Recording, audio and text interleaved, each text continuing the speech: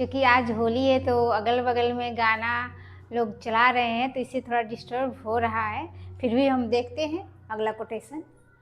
This above all to thine one shall be true must follow at the night day.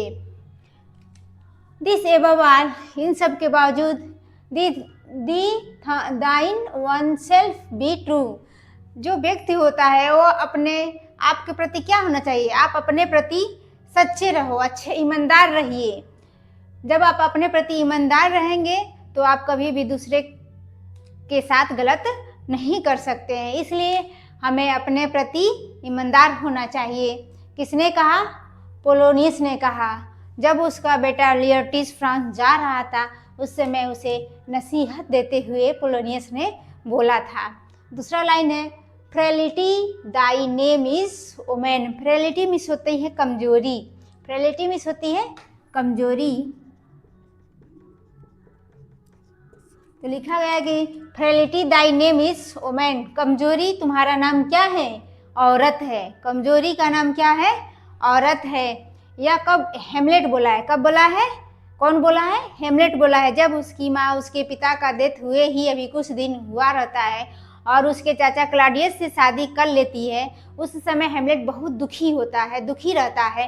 तो ये line अपने माँ से बोलता है कि frailty Dai name is women, कि कमजोरी औरत का नाम है। तो इस तरह से हेमलेट का हम सारे कैरेक्टर्स, कोटेशंस, कुछ इम्पोर्टेंट फैक्ट्स है उस सबके विषय में डिस्कस कर चुके हैं। तो आइए इसके कुछ इम्पोर्टेंट क्वेश्चन को देख लेते हैं जो किसी न किसी एग्जाम में पूछा गया है।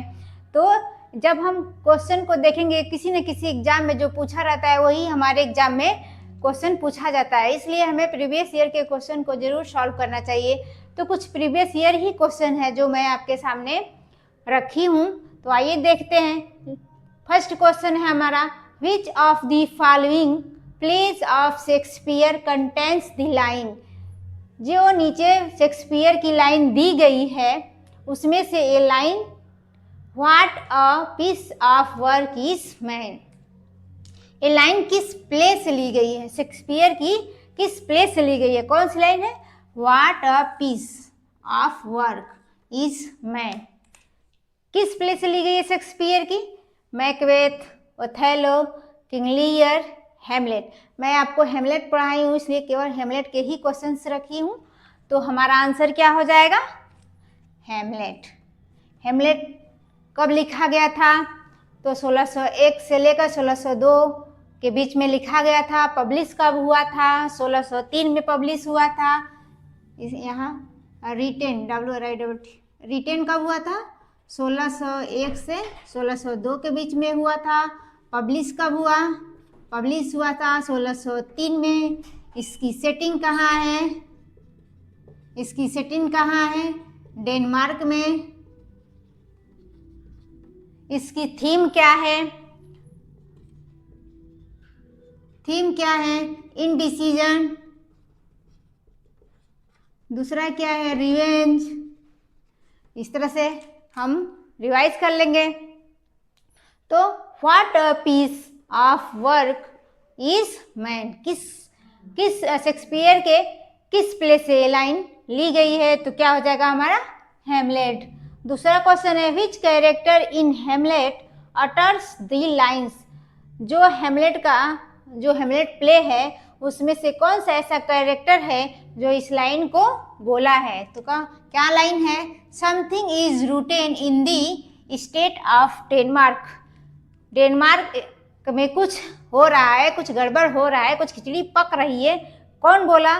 तो बर्नार्डो, घोस्ट, होरेसियो, मार्सिलस और बर्नार्डो जो ऑफिसर हैं डेनमार्क के स्टेट डेनमार्क है उसके एक ऑफिसर्स हैं, रखवाली करते हैं। तो ये दोनों आपस में बात कर रहे हैं जब काली रात रहती है, कोल्ड नाइट में, और जब घोस्ट आता है तो इस समय ये लोग सोचते हैं कि कुछ ना कुछ डेनमार्क में पक रही है, कुछ खिचड़ी पक रही है, कोई न बात जरूर है। कौन सोचता है? मार्सिलस सोच रहा है। कौन सोचता है? Marcellus. The characters Ophelia and गर्ट्यूड अपीयर्स इन शेक्सपियर्स प्ले। जो कैरेक्टर ओफिलिया है एंड गर्ट्यूड है और शेक्सपियर के किस प्ले में दिखाई देती हैं, अपीयर हैं? तो किस प्ले में है? ओफिलिया और गर्ट्यूड किस प्ले में है? हेमलेट में है। किस प्ले में है? विलियम शेक्सपियर का जो प्ले है हेमलेट में है। ओफिलिया कौन है? ओफिलिया जो है वो पोलोनियस की डॉटर है। गर्ट्यूड कौन है? हेमलेट की माँ है। इस तरह से एक क्वेश्चन देख लेंगे। तो किस तरह से कैरेक्टर पे एक क्वेश्चन पूछा जा रहा है, इस तरह से पूछा गया है। तो हमें सारे जो इसके इम्पोर्टेंट कैरेक्टर हैं उन सबको देखना है, याद करना है। 2-3 बार लिख लेंगे तो ज़रूर याद हो जाएगा। तो ऐसे क्वेश्चन बना के पूछेगा। जब सारे विलियम शेक्सपियर के सारे प्ले हम पढ़ लेंगे तो सारा एक में मिल जाता है, फिर कन्फ्यूजन बना रहता है। इसलिए बार बार हमें सारे कैरेक्टर्स को देखना है। इसके बाद से चलिए हम नेक्स्ट क्वेश्चन देखते हैं। तो आइए नेक्स्ट क्वेश्चन को देखते हैं। Which among the following pledge of Shakespeare is not a tragedy. इसमें जो नीचे दिया गया है विलियम शेक्सपियर का प्ले, इसमें पूछ रहा है कि कौन सा ट्रेजेडी नहीं है, नॉट ट्रेजेडी लिखा है। तो हम लोग विलियम शेक्सपियर के जो ट्रेजेडी हैं,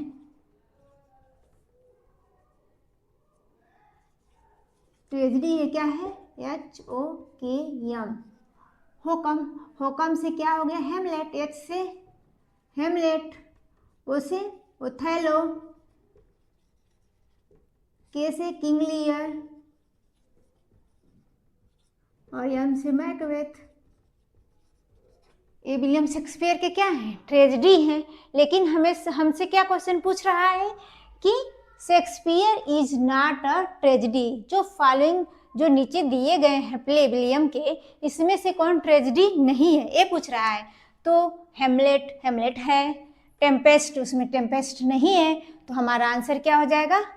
टेम्पेस्ट। ओथेलो ट्रेजेडी है, मैकबेथ भी ट्रेजेडी है। जो टेम्पेस्ट है ये विलियम शेक्सपियर का ही एक प्ले है।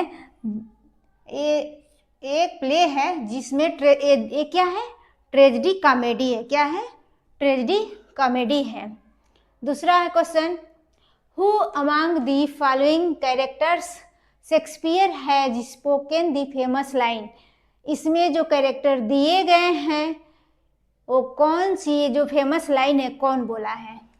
क्या है वो famous line? To be or not to be, to be or not to B.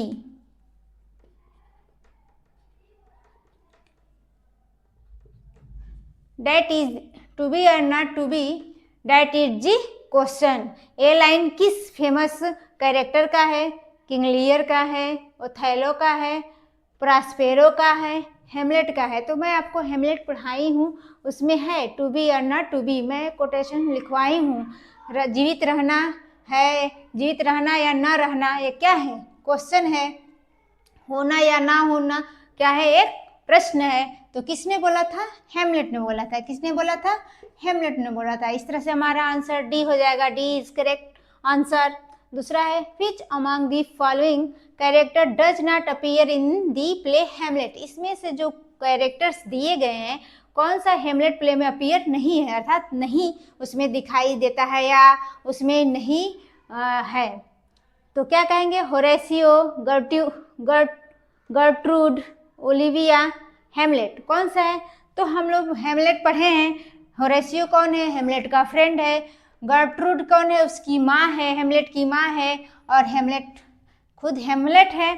Olivia इस प्ले की कैरेक्टर नहीं है। ओलिविया किस प्ले की कैरेक्टर है? विलियम शेक्सपियर का एक प्ले है दी 12th नाइट, उसकी क्या है? एक कैरेक्टर है। तो इस तरह से हमारा आंसर क्या हो जाएगा? C is right answer. 14 brass. Next question हम देखते हैं कि 14 ब्रास इन हेमलेट इज। हेमलेट में जो 14 ब्रास कैरेक्टर है वह क्या है? Prince of Denmark, prince of Norway, prince of Holland, none of the above.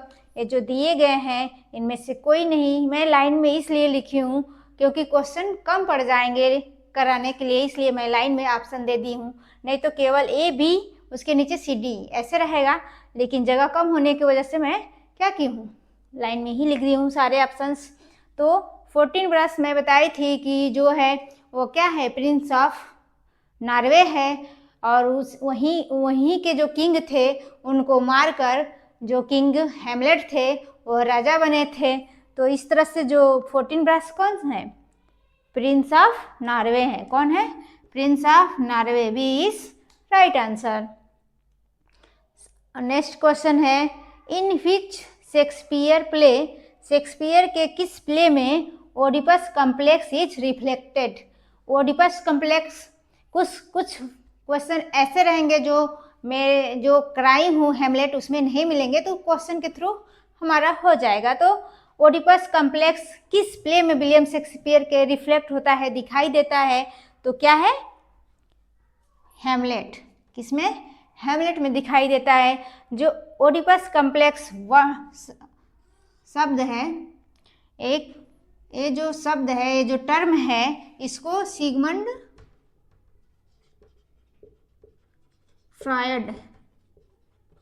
Freud ने यूज किया था इन हिज थियरी। उनके थियरी का नाम था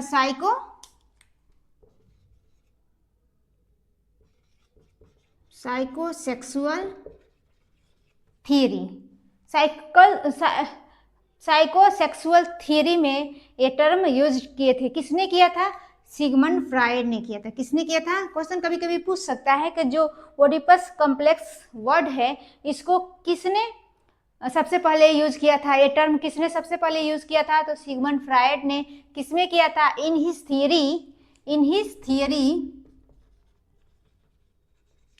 हिज थियरी साइकोसेक्सुअल में। इसमें एक बच्चे की जो फीलिंग है अपने माँ के प्रति, ईर्ष्या, जिलियस को दिखाया गया है, उसके माँ के प्रति और उसके फादर के प्रति उसकी फीलिंग को व्यक्त किया गया है। तो ओडिपस कम्प्लेक्स क्या है, यह एक शब्द है जो सिगमंड फ्रायड ने सबसे पहले यूज किया था अपने थियरी साइकोसेक्सुअल में। इसमें एक बच्चे के फीलिंग क्या है, उसके माँ के प्रति, उसके फादर के प्रति क्या सोचता है, जैसे कि उसके विषय में जिलियस करता है, ये सब चीज़ें उसकी फीलिंग को दर्शाया गया है। तो इस तरह से हम विलियम शेक्सपियर का जो वर्क हेमलेट है इसके क्वेश्चंस को हम लोग किए। उसके बाद से ओथेलो को मैं पढ़ाऊंगी, और फिर ग्रामर के भी अभी हमारा जो नाउन सीरीज चल रही है उसमें हमें कुछ क्वेश्चन कराने हैं, केस अभी बाकी है। तो इस तरह से हमारा ये क्लास यहीं पे ख़त्म होता है। तो इस वीडियो को लाइक शेयर सब्सक्राइब करिए।